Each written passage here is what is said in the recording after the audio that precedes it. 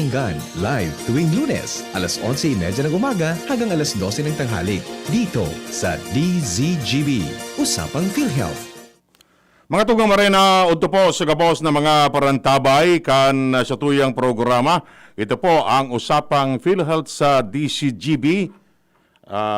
Akala ko nga wala kasi di ba holiday ngayon?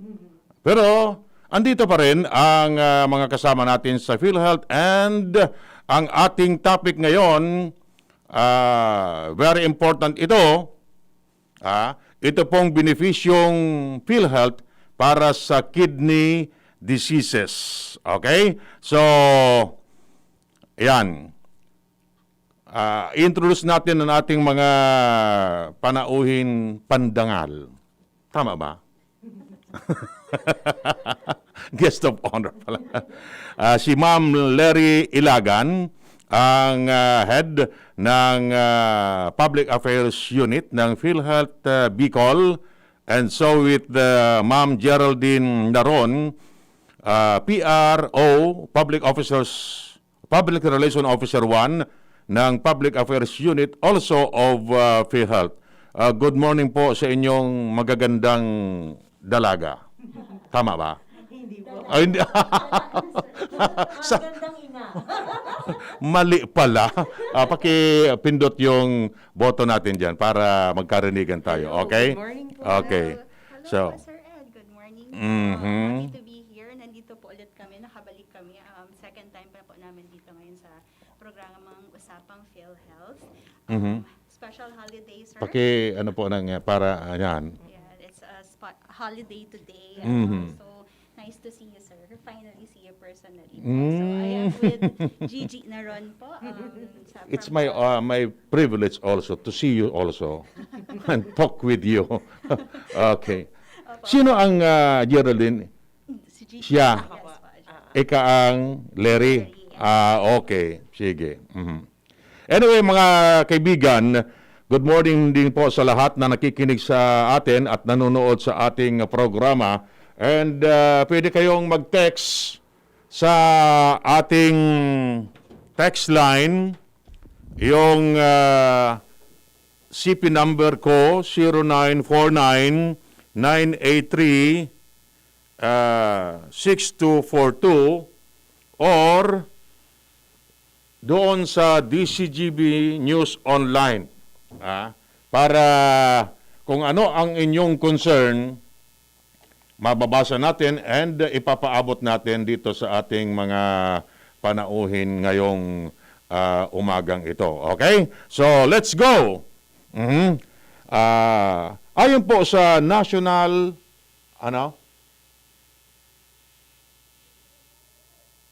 number 2 na. Okay. Sige. Ayon sa National Kidney and Transplant Institute o NKTI, ang kidney disease, especially ang end-stage renal disease or ESRD, ay pang-7 sa pinakamataas na kaso ng pagkamatay ng tao sa Pilipinas. Kaya naman ang ating tatalakayin ay tungkol sa tamang pag-alaga ng ating kidney. At siyempre, kung ano ang benepisyo na laan ng PhilHealth sa mga miyembrong may karamdaman sa bato or worse ay nangangailangan ng kidney transplantation o pagsasali ng kidney. Papalitan yung kidney. Ano ba ang kidney at ano ang kahalagahan nito sa ating katawan? Yes, sir. Tayo po, sir, meron tayong lahat ng tao, sir, meron tayong 2 kidneys. So, ito po ay matatagpuan sa ilalim ng ating pinakamababang tadyang, yung ating lower back, at sa gilid po ng ating gulugod. So, kalimitan, sir, na mahirap makapa ang kidney dahil nasa bandang ilalim siya, sir, ng tiyan, at ang pangunahing tungkulin ng ating bato ay gumawa ng ihi at maglinis ng dugo. So, ang bawat bato po kasi natin ay nag-aalis ng maruming sangkap na tinatawag natin, sir, na toxin or lason sa katawan. Ang mga chemical na ito po ay hindi naman kailangan ng ating katawan, kaya po kailangan siyang alisin ang umaalis po nito ay ating kidney. Ang ikalawang mahalagang tungkulin, sir, ng ating kidney ay ang pagsasaayos ng balanse ng tubig sa katawan. Ang pagtanggal ng sobrang tubig sa pamamagitan ng ihi habang tinitira ang sapat na dami ng tubig sa ating katawan na kailangan upang mabuhay. Kapag ang kidney po ay nasira, nawawala ang kakayahan nito na magtanggal ng sobrang tubig at nauuwi ito sa pamamanas ng katawan. At dyan na natin, sir, nakikita yung mga manifestations ng mga sakit na may kinalaman sa kidney. Yes. And aside from balancing po ng fluid sa ating katawan, ang bato din po ang nagpapamanatili ng tamang balanse ng minerals at chemical ng ating katawan. So yung mga tinatawag po natin yan na mga electrolytes, ang ating potassium, calcium, yan po, riniregulate po yan ng ating kidney o bato. Tumutulong po ito sa pagkontrol ng presyon ng dugo. So yung blood pressure po natin, affected din po siya ng kidney natin. Ito rin ay may mahalagang tungkulin sa paggawa ng ating tinatawag na red blood cells. Kapag pasyente po ay merong kidney failure, humihina po ang paggawa niya na tinatawag ng erythropoietin, which is a kind of protein po na ginagawa ng ating kidney na gumagawa po ng mga red blood cells natin. At kapag wala na po yun, dahil nga po may problema ang kidney, mababa din po ang hemoglobin. Ano po? At dahil mababa ang hemoglobin, dyan na po pumapasok yung sakit na tinatawag nating anemia. Tumutulong din po ang bato upang mapanatiling malusog ang ating mga buto. So, aside from regulating fluid and electrolytes, pati bones po, affected din po ng ating kidney. So, ibig sabihin, ma'am, ang role ng kidney talagang, kumbaga, very important sa ating katawan. Yes po, definitely po. Kaya dapat pangalagaan natin ito. Okay. So, sino-sino po ang maaring magkaroon ng sakit sa bato? Itong bato, yung kidney, hindi yung bato na tulad ng sinasabi ng iba dyan. Yung sinusubo ni Darna ba ito? Opo. So ito kasi, sir, na bato, hindi ito namimili, sir, kung bata ka man po or matanda. Kahit sino po ay pwedeng magkasakit sa bato. Kaya wag po natin itong isawalang bahala. So at least po ang pagkakaroon ng sakit ng bato sa mga taong may mga kondisyon tulad ng diabetes, meron po tayong type 1 and type 2, yung mga may hypertension din po, yung mga may sakit sa puso. Of course po, yung pag-inom ng mga gamot para po sa kirot, yung tinatawag natin na anti-steroidal na inflammatory drugs. Siyempre, sir, kung tayo ay naninigarilyo, bigla, sir, bumigat yung ating timbang or tinatawag na obesity, and then pagkatapos po nagkaroon tayo ng mga kamag-anak na may sakit po sa bato, pagkakaroon ng mga bato na maaring bumara po sa ating dinadaluyan ng ating iniihi at ang pamamaga po ng ugat sa bato na maaring nakukuha sa infeksyon sa lalamuna or balat. So ito po yung mga i-check natin ng mga sakit kasi ito po ay posibleng mag-direct papunta sa kidney diseases. Na sabi mo dito, na pagkakaroon ng kamag-anak na may sakit na bato, is it hereditary? Yes po, sir. Opo, sir. But pwede rin ma-acquire yan Yes, Yes po, sir. po. because of our lifestyle. Yes, Yes, po. sir. Sabi nga namin, sir, kung ikaw po ay naninigarilyo and syempre, sir, kung umiinom ka, talaga pong nakaka-contribute ng ito. Or if you have already hereditary, tapos gumagawa ka pa ng ganito, nati-trigger po siya at an earlier stage. Okay, sige. So, bale, sa ating mga illnesses or diseases, may tinatawag tayong mga signs and symptoms. So, dito sa sakit sa bato, ano ba ang mga signs and symptoms kung ang isang tao ay parang nakikita mong parang may sakit sa bato? Okay. Pag mga early stages po kasi, sir, usually walang, or maaring walang nararamdaman ng isang taong may sakit sa bato. Ano po? Pero later on, mapapansin niya na po ang pagmamanas sa paa, mukha o buong katawan, mabula ang ihi at kulay tsaa. Ano po? So, kulay tea. Huwag naman siguro milk tea. yung regular, sir, na ihis. Nagiging milk. Hindi naman. Brownish pa, parang Brownish sapa. pa ang Ano po? itsura nun. Tapos, pag-iihi ng madalas, more than 3 times po sa gabi. So, yung pagising-gising ka late at night para umihi, isa po yan sa mga signs. Pero, pag malala na po ang sakit natin sa bato, ito po ang mga possible na symptoms na maramdaman nila. Ano po? kung kanina po madalas ang pag-ihi, ngayon pa konti-konti na lang or halos wala na pong iniihi. Ano po? Dahil nga po may problema na yung kidney, hindi na nakaka-produce ng urine, kaya po halos wala nang naiihi. Ano po? Hirap sa paghinga, pagsakit ng tiyan, walang gana kumain, pagkahilo at pagsusuka, hirap sa pagtulog, at pangangati ng buong katawan. So nangangati ang buong katawan kasi po, di ba, sabi natin, ang kidney, siya ang nag-filter out ng mga toxins, ng mga dumi. At dahil hindi yun na-filter out, yung toxins po natin ay nag-travel sa ating katawan through our bloodstream at naiirata po ang ating skin kaya nangangati. So yun po ang reason kung bakit may pangangati sa mga malala na po ang mga kidney diseases. Okay. So, sa pagtulog, supposedly, before going to bed, kailangan mag-ihi ka. Then, dapat pagkatapos o gumising ka ng tamang pagising na, ihi ka ulit. Pero in between that, alas 9 hanggang alas 5, kung ilang beses kang umiihi, so isa yan sa mga symptoms. Opo, isa po yan sa mga symptoms, pero meron din naman po kasi talaga ang mga tao na kanya-kanyang body clock. Kung normal naman po sa inyo na 1-2 beses kayong gumising sa gabi para umihi at lalo naman kayo nararamdaman, siguro yun na po talaga yung oras ng katawan nyo na gusto niyang umihi. Ano po? Pero kung more than the usual, more than yung baseline ninyo or yung natural ninyong oras o beses ng pag-ihi, yan na po, simulan na po tayong magkonsulta at baka meron na po tayong ibang nararamdaman. I see, okay. So yung mga questions nyo, mamaya ipapaabot natin ito. May mga nag-text na sa atin tungkol sa PhilHealth.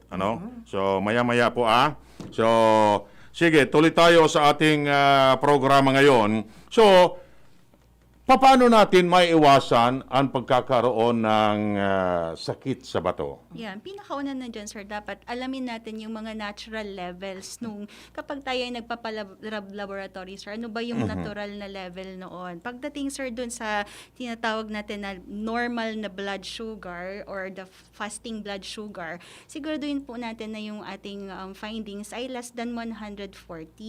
Pagdating naman po doon sa blood pressure, ang regular po is less than 140/90 na BP. So, kung medyo umakyat po doon yung inyong BP, magpakonsulta na po tayo. Ano po? Pwedeng ibang conditions po ito, sir. Hindi lang ito kidney. Pero isa din po kasi siya nagsasabi na nagtitrigger ng mga issues sa kidney. And then, uminom po tayo ng madaming tubig. Ang regular po na dapat natin na iniinom is 2 to 3 liters of water per day. Yun, sir, siguro dun sa mga umiihi in between. Ito siguro, sir, yung namimit yung 3 liters na requirement ng body ng buong araw. Then, kumain tayo, sir, ng tama at hindi labis. Minsan kasi, sir, kapag ganito, sir, na holiday, napapadami, sir, yung kain. Alamin po natin yung normal na level na dapat kainin. Then, umuyas po tayo sa sobrang maalat na pagkain. Yung dun sa mga bet po ang mga totally maalat na pagkain. Bawasan po natin ang salt. And then, huwag po tayo uminom ng alcohol. Hindi po ito yung 70% rubbing alcohol. Ito po ay yung gaya ng mga hindi ba ang advertising, sir, liquor po na talagang nakakasama po sa ating katawan. And then, tumigil po tayo sa paninigarilyo. Magkaroon po tayo ng regular exercise, especially po ngayon na panahon ng COVID, kailangan po natin physically healthy tayo. And then, huwag uminom ng gamot na herbal nang wala pong recommendation ng mga doctors. And then, regular po tayo na magpakonsulta sa doctor. Kung may mga nararamdaman po tayo, agad na agad po tayong magpakonsulta kasi ang mga doctors lang po natin ang makaka-assess kung ano na po ang kalagayan ng ating katawan. Okay. So, sa tubig tayo, di ba how many glass of water supposedly ang dapat inumin natin? 12 or more than? Actually, sir, 8 to 8 to 12 po. Pero again, sir, depende na lang po yan sa katawan. Kasi usually kung maliit ang frame mo, maliit kang tao, baka malunod ka na sa 12 glasses per day. Minsan naman po ang katawan natin, meron siya mga ways of letting us know kung kailangan po ba natin ng more water or more hydration sa ating katawan. Kaya po andyan yung thirst or pag-uuhaw. Po. Pero definitely po, when you eat a meal, have at least 1 to 2 glasses glasses with your meals para sigurado po tayong hydrated. Tsaka depende lang din yan, sir, sa activity ng katawan. Exactly, Kung yung opo. katawan mo, sir, is wala namang ginawa for the entire day, hindi mo talaga, sir, mafe-feel na nagka-crave ka ng water. Pero po, for example, kung ang trabaho po ninyo ay medyo physical, ano po, di marami kayong ipinawis, marami kayong ilalabas na tubig, mas kailangan yung mas maraming inom. Ma-replenish yung ano. Yes, po. Okay, yung intake natin. Yes. At di ba, inalalabas natin through Sweat. urine or ano yun? Pagpawis po. Papawis pa. Okay. So, minsan, sa akin, nag-140 ako. Over acting. Grabe naman. I-refer kita sa aking nurse. Ang aming Hindi. sir. One time, nung may coverage tayo sa Mayon eruption, andun kami sa paanan ng Mayon. Talagang super yung init. Nag-170 ako over 100. Oo. Nagpa-check ako sa BR o sa DOH. Yun yung check sa akin, yung BP ko. Consult ako sa cardiologist. Ganon din. Yeah, sabi ko, ang ginamit doon yung digital. Pero doon sa hospital, yung mercurial. Parehas din. So, binigyan ako ng reseta. Maintenance, sir. Yeah, so, isa pala yan sa mga, sabihin natin na dapat iwasan. Yes, sir. I-refer kita, sir, sa aming resident nurse. Si Miss Geraldine po kasi is nurse by profession aside from being from the public affairs unit. So, Yes mas po. maiintindihan niya, sir, kung sir, dapat. Yes po. Usually po kasi kapag exposed tayo sa extreme weather conditions, tulad nung nag-field work kayo, sir, nag-coverage kayo, dahil po sa sobrang init siguro, kaya tumaas yung blood pressure ninyo. Sabayan pa natin ng stress. Yan. Oo. So, yan po talaga. Not necessarily po kung mataas ang inyong blood pressure ay meron kayong kidney disease. Pero, pag mataas ang blood pressure nyo, isa po yan sa mga possible na naglalagay sa inyo at risk for kidney disease. Alam mo sa amin, so sabi, regular exercise for at least how many minutes in a day? Okay po. So, at least 30 minutes po of moderate exercise. Po? So, yun lang man po ang required sa atin. Pero, if we could do more, the better po. Sa amin, tulad sa amin, early morning, andito na kami, gumagawa ng balita. So, ito lang ang parang na-exercise sa amin. Nakaupo kami. Opo. Hanggang hapon yon. So, sa akin, every Sunday lang, walking, dyan sa, yun lang. Is it okay na? O kulang pa talaga? Actually, nakaka-relate kami, sir, kasi kami parang ganun na din, sir, ang namin sedentary na, sir, yung lifestyle. Wala nang halos exercise kasi nga po madami tayong ginagawa. Expected naman po yan sa atin. Pero kung kaya natin, sir, mag-practice ng laughter yoga, yan kasi, sir, ay isa pang paraan. Hindi lang, sir, physical na activity ang kailangan mong gawin. Kumbaga, pwede kang mag-release din ng pawis through other forms of activities, hindi lang through physical exercise. I Ito po see. kasi, sir, na laughter yoga, kapag tumatawa ka, sir, kung mapapansin mo, ay naglalabas ka din ng sweat. So, similar din po. Hindi lang ganun yung effects na 30 minutes ka pong nag-exercise. Hindi ka ganun kadami yung mailalabas mo. Pero at least po, nakaka-release ka ng toxin sa body. Ibang klase pag, kung baga, laughter is the best Very medicine. totoo po yan, sir. Pero kung makikita ka dyan na tawa ka ng tawa, Iba ng meaning. iba na yon. Baka na sobra. Okay, tuloy tayo. Sakaling ang miyembro ay nakakaranas ng simptomas ng sakit sa bato at na-confirm nga na may tama ang kanyang kidney, magkano po ang benepisyong maaring sagutin ng PhilHealth sa sakit na ito? Opo. So marami po actually na PhilHealth benefit packages ang ating korporasyon para po sa mga sakit sa bato. Pero ang mga usual po kasing nag-claim natin, unang-una po ang hemodialysis. Opo. So pwede pong hemodialysis either inpatient, ibig sabihin na-confine po sa hospital at na-dialysis doon, or outpatient. Ito po yung pupunta sila sa mga center dialysis center at nagpapahemodialysis. Ang rate po natin dito ay 2,600 per session po. Ano po? So, another is yung Z-benefit po natin. Dalawa po yung Z-benefit po natin sa kidney diseases. Yung una po ay yung PD first. Pag sinabi pong PD first, yan po ay peritoneal dialysis. So, ang peritoneal dialysis po ay ibang klase ng dialysis po siya. Ano po? Opo. So, ito po ay usually ginagawa natin kapag nasa end-stage renal disease na ang ating member. Ang rate po natin dyan, Z-benefits po to, sir. Ano po? So, Pag sinabi po nating Z-benefits, ito po yung mga sakit na catastrophic. Yung mabigat na sa katawan, mabigat pa sa bulsa. Oo. Ang rate po natin dyan ay 270,000 pesos. Yan na 270,000 pesos po, covered na po niyan lahat. Yung consultation, yung pang-dialysis. Hospitalization. Opo, outpatient po yan. Opo, and at the same time, all throughout, nangangailangan siya ng prosesong yon, ng procedure na yon, covered po nung 270,000. Same with po the kidney transplantation package po natin, under the Z benefits din also, 600,000 pesos. So again, covered na din po dito yung confinement, yung consultation, yung mga pre-laboratory na kailangan bago mag-surgery, yung transplantation mismo, yung procedure po, pati yung kidney. So, lahat po ito covered na nito ng Z-benefits natin.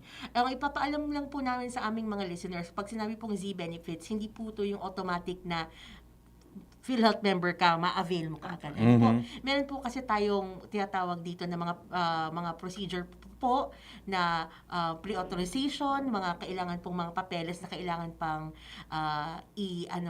i-accomplish para po ma-approvean po kayo para sa specific na procedure na ito. And of course, dapat sa lang siya, sir, accredited, PhilHealth accredited facility po na pwedeng magbigay ng C-benefit packages. Yes po.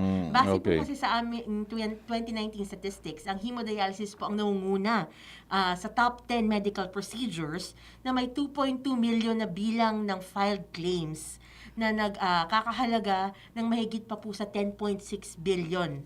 Ano po? So, more than 10.6 billion po ang binayaran ng PhilHealth sa 2019 for hemodialysis alone. Madami na pala yung binayad ninyo, no? Okay, sige. So, na-mention mo po ang dialysis. Alam po natin na para sa may mga nagda-dialysis, kailangan ito gawin ilang beses sa isang linggo. Ilang session ang covered ng PhilHealth? Kasi may nalalaman ako na 3 times a week or more than that. So, sa inyo po, alin dang doon sa sessions na yun ang pwedeng i-cover ng PhilHealth? Apo. To be clear, sir, pag ikaw po ay PhilHealth member, ang pag-usapan natin, sir, hindi muna sa dialysis side, ano po. Kapag ikaw ay PhilHealth member, allowed ka po ng 90 days within the year. 45 days po, sir, doon sa member mismo and 45 days po doon sa dependents. So, for the benefits, sir, ng mga dialysis patients natin, ang ginawa ng PhilHealth ay binigay yung lahat ng 90 days na yon sa ating mga members. Ano po? Now, for the past month, sir, medyo mainit po kami doon sa dialysis kasi ang kailangan po natin ay makapag-release tayo ng circular na nagsasabi po na yung 90 days and beyond ay pwede pong bayaran ng PhilHealth. Ngayon po, pag nagda-dialysis po kasi yung PhilHealth, pwedeng magamit niya po yung 90 sessions for the entire year. Ang isang session po is equivalent to 1 day ng deduction kaya nagpa-confine ka po or nagpa-outpatient ka po na ang bilang po dyan is -1 parate doon sa ating 90 days na regular na nakukuha. Ngayon pong taon, ang magandang balita doon, sir, is from 90 days, magiging 144 days na po tayo. Yun na po ang pwede na maklaim ng ating mga membro. Maghihingi lang kami, sir, ng paumanhin doon sa ating mga membro na medyo nag-worry, na hindi sila makakapag-claim. Medyo lang po kasi ito mga paper requirements lang po ang ating sinisettle, pero eto po kami ngayon, binabalita po namin ang magandang balita na allowed pong mag-claim ang ating mga patients and members 144 days po for the entire year until December 31. So, pagpapalawig po naman, sir, ng ating dialysis treatment session para sa mga membro ng PhilHealth, inaprubahan po kasi ng ating PhilHealth Board ang pagpapatuloy nga po ng saklaw hanggang 144 na sessions. So, ang end nito, sir, is December 20, 2020. So, maglalabas lang po ng PhilHealth ng circular para po ibigay sa ating mga hospitals, ating mga regional offices para po sa full implementation nito. Ngayon dun, sir, sa ating mga miyembro na nakapagbayad na, sila po ay siguro na-meet na nila, sir, yung 90 days. Kasi kung ikaw, sir, naka 90 days na, ang gagawin, sir, ng hospital ay ikaw na, sir, ang pababayarin nung portion na beyond 90 days. So, doon po sa ating mga miyembro na nakapagbayad po ng hospital issues para sa dialysis nila, wag po kayong mag-alala. Ang kailangan lang pong gawin nito ay mag-file ng direct filing sa PhilHealth.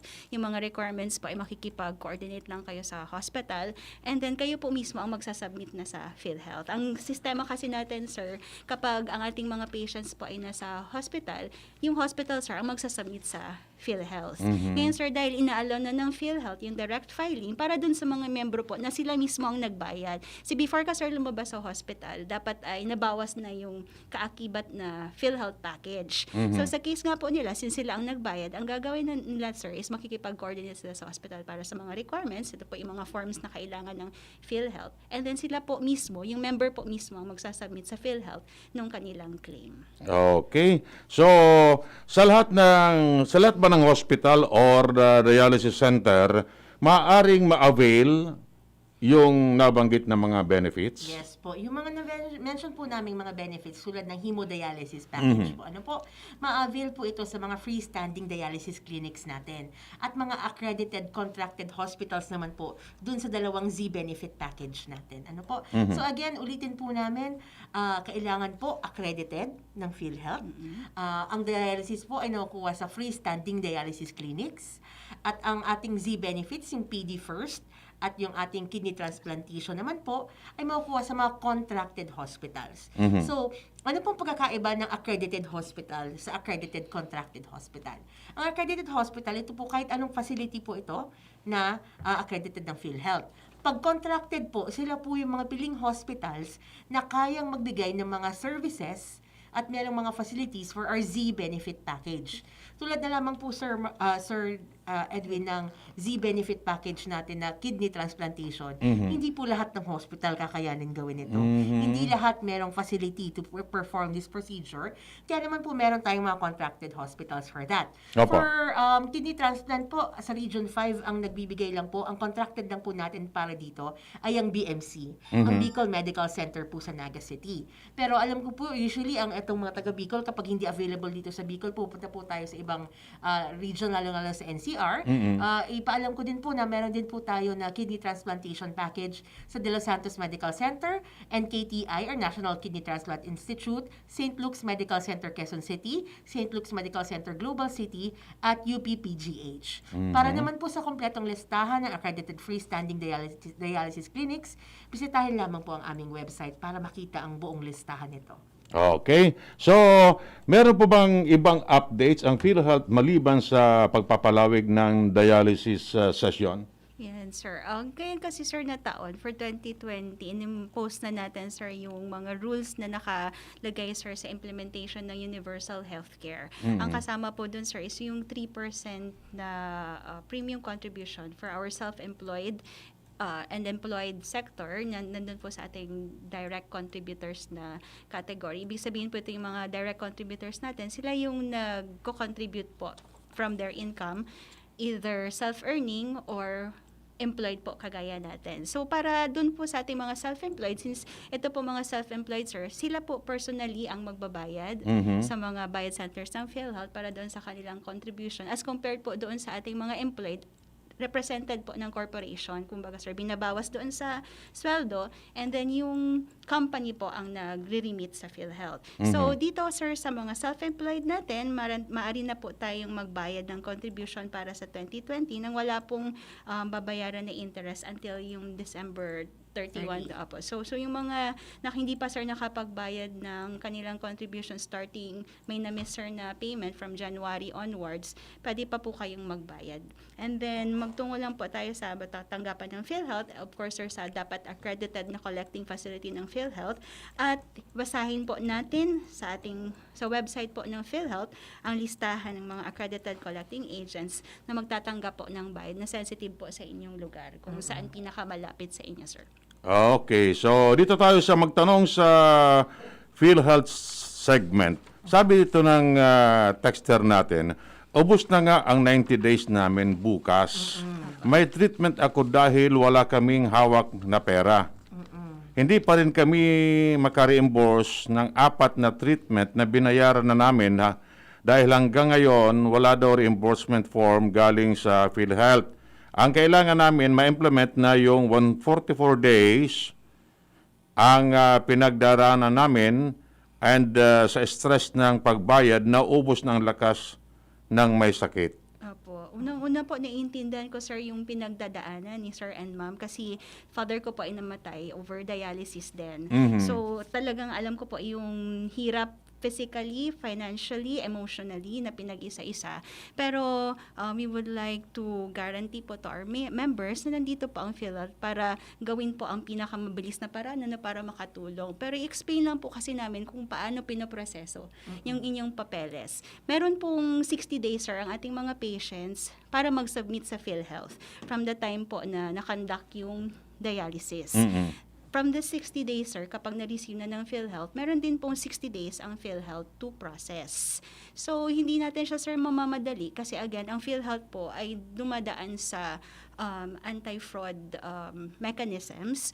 Pero para po sa ikaluluwag ng hindi na po mag-worry si ma'am or si sir, ang Regional Office 5 po, we are within the top 3 nung na nagpa-process po ng claims ng mabilis, turnaround time. So, out of the 60 days, sir, less than 20 days na lang po ang ating processing. So, sana po ay magawa namin ng paraan. Pero for now po kasi, hindi din natin siya pwedeng mabayaran hanggat hindi po capable yung ating system. So, we are already announcing, pero we are hoping na maiintindihan po ng ating mga members na kailangan po natin ng magandang system, computer-related system para po ma-address ang isyong ito. Okay. Sabi po dito, taglamig na po ngayon. Normal lang ba na umihi ng maraming beses?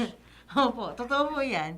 Usually, wag malamig po, mas madalas tayo mag-ihi. Again po, kung napapansin niyo naman po ang body niyo ay normally naman ganitong weather, ay dumadagdag talaga ang dami ng pag-ihi. Siguro that's just part of how our body reacts to the changes in the environment. Pero again po, kung kakaiba na ang level ng dagdag ng pag-ihi, the amount, the volume, pati po yung number of times, yan na po ang maging concern natin. I see. Okay. Good AM, patanong man po sa PhilHealth, 12 years na po akong member, walang palta sa hulog mula noong 2008. Ngayong taon lang po hindi ako nakapaghulog dahil sa pandemya. Dahil ko na ba mapapakinabangan ang PhilHealth pag na-hospital po? Oh. Okay po. So, first of all, thank you po sa inyong suporta sa PhilHealth, sa National Health Insurance 12 Program, years na sa 12 nagsusupport. years na consistent na paghulog. Ngunyan po, sabi nga rin po ni Miss Larry, ngunyang taon po, naiintindihan min ang mga tao daing gabos may kakayahan magbayad dahil nga rin po sa pandemya. Ang magayon po, ngunyan, kung dati dahi pwede, ngunyan, pwede na po kita mag-retroactive payment o magbayad ka mga missed payments ta. Ang kagayunan pa po, ngunyan dahil po sa pandemya, tig-waive naman po kang PhilHealth ang penalty. So, iba po kitang up to December 31, 2020 para mabayadan sa mga missed payments na po. Tangaling kung kita ma-ospital or ang kapamilya tamang po, ang mga dependents na, mga iponing medical assistance, yan po ang PhilHealth. Pwede nindong magamit. Opo. Tsaka just in case man po na may ma-confine po, sir, kinagaranti po ng PhilHealth under sa Universal Healthcare Law na kaya nga po na magbigay ng services ng PhilHealth sa ating mga patients. Ibig sabihin ay makakapag-avail po ang ating mga members. Ito lang po ay kailangan tayong magbayad ng mga months na hindi na-miss natin, yung sinatawag natin, sir, na retroactive payment. Okay, may ma-on air. Nagtatanong nga kung ano nangyari kay April Boy. Kilala ninyo si April Yes Boy? po, opo. Di ba sa kidney din yung namatay? Hindi ko po nabasa. Kidney ba ang Opo, kidney po, sir. Pero hindi namin nakuha, sir. Sana yung nakagamit siya oo. ng PhilHealth. Yes. Okay. Ito. Hello? Hello. Yes. Kuya Edwin, ako sabi member dati sa PhilHealth kumpanya. Tapos naputulong dahil ako na sa kumpanya. Pero nag-member sa yung self-employed. Mhm. Tapos mga 2 months pa lang ang nahulog ko ngayon. Naputol na naman. Paano yun? Opo. Naputol po ngayong 2020 na, sir. Tama po, sir. Yung sabi. Opo. Mhm. Ang kagandahan nun, sir, pwede mo pa pong bayaran yung mga na-miss mo pong months from January hanggang December, sir. So, wag po kayong mag-worry, sir. Pwede pa naman yan. Tsaka at the end of kapag tayo po ay nag-60 years old na kasi, sir, meron na tinatawag ang PhilHealth na senior citizen or lifetime members. Mhm. Dito po, sir, binibilang yung 10 years na contribution mo. So, pag meron ka nito, sir, na membership na to, technically, wala ka na pong babayaran sa PhilHealth. So, wag po kayo, sir, mag-alala na hindi nakikredit yung mga nabayaran nyo before, kasi by the age of 60, di na din po kayo ma-record na magbayad sa PhilHealth. Makakapag-avail po kayo ng benefits. Okay. Ganun po. Mhm. Basta senior na po. Ano po? Basta senior na. Yes, Yes po. po, sir. Basta senior. Mhm. Senior ka na, boss? Dahil pamantayan. Oh, di pa man. Bayadan mo na lang sa mga nakaaging bulan na dahil mo na bayadan. Yung dating, yung sa kumpanya pa ako, magamit kayo. Oh, i-continue mo na lang siguro yung payment mo before. Okay. Okay? Salamat. Sige, Thank you po, mabalas sir, sa man. question, sir. Okay. So, bago tayo magtapos, meron po ba kayong mensahe o paalaala sa ating mga taga-pakinig? Sir, before kami magpaalala, sir, may burning question lang kami, sir, sa ating mga nagbabagang, tagapakinig. Yes, sir. tanong. Ito, sir, is ay proof po kung for the past few minutes, nakinig po sila. And for our previous broadcast po, sir, na-discuss ito. Ang question po namin is, libre po ba ang pagkuha ng MDR at saka ID ng PhilHealth? Yes or no lang po ang sagot, sir. Ang makakasagot po ay may bibigay kaming Giveaway. giveaways. Yes po. Dadaanan lang po nila sa office namin. Dala lang po sila ng ID. Yung winner natin, sir, for last week nakuha na, sir. Dumaan na po, na-claim niya po nung Friday sa office. So, yung winner po natin nito, sir, pwede din siyang pumunta sa office namin anytime po. Okay, so ang tanong is, libre ba ang pagkuha ng MDR Tsaka PhilHealth ID. at saka ID? Yes or So, no? yes or no? Saan, ato na, baka, Ayan na, sir, yung sibag sagot. na. Yung baka sagot yun na sir. ito. Kaskasan. Yes daw. Yes, that's correct, sir. Opo. So, wag po tayong maniniwala dun sa mga... O dalawa itong yes. So, nainat mo na. O yung nauna. Anong last digit po, sir? Okay. So, ang nauna is from Barangay Kabugaw, Legazpi City, Heiner Halmasco. Okay po, sir. Heiner Oh. Alasco. So, may premyo ka, tabi, Miss Halmasco, or lalaki o babae niyo? Punta na lang po kayo sa PhilHealth Regional Office 5. Located po kami sa Alternate Road, Legazpi City. Magdala lamang po ng valid ID. Meron po kayong goodie bag. Ang laman po nun, may eco bag, may mug, may notebook, may ballpen, may fan, everything po. Grocery na lang po ang kulang. Wag lang ngayon. Bukas na lang. Opo. Okay. Wag ngayon po, walang tao sa opisina. Tapos i-clarify natin, sir, totoo po yung sinabi ni sir or ni ma'am, talaga pong wala pong bayad. So, doon po sa may mga nagko-contact through our social media or to the Facebook na fixers po natin, hindi po tayo nag-accept ng payment sa PhilHealth. Libreng-libre po ito na makuha. By all means po, anytime, pwede po silang bumisita sa aming opisina. Okay. So, yun lang ang warning question. Yes. Yung iba po ay sa mga susunod naman na linggo. Okay, so maraming salamat po Ma'am Lynn and Ma'am Geraldine sa pagsasagot sa ating mga katanungan tungkol sa PhilHealth at sa mga benepisyo na maaring ma-avail ng ating mga miyembro. Thank you so much po, Sir Edwin, sa ngalan po ng aming Regional Vice President, Regional Vice President Henry B. Almanon. Nandito po ang Team PhilHealth Regional Office 5 para magbigay ng taus-puso at tapat na serbisyo all the time. God bless everyone po. Okay. Si Ma'am.